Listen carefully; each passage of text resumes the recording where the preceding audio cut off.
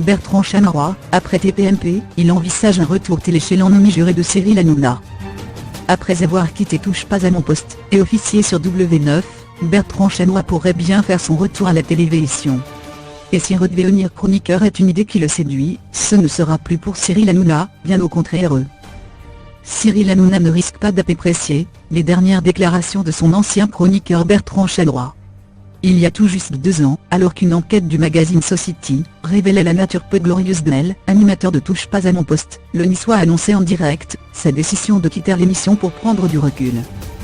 Le chroniqueur était soupçonné d'être la fameuse taupe qui aurait tout balancé au magazine. Lassé de la pression subie à cause de l'affaire, Bertrand Chameroy avait donc choisi de quitter la bande, avant avoir pleuré des larmes de joie après son départ. Depuis, l'animateur de 29 ans a tenté de se tracer une route sur le petit écran. Sans grand succès. Après un an de diffusion sur W9, son émission EFMI, l'info retournée n'était pas reconduite.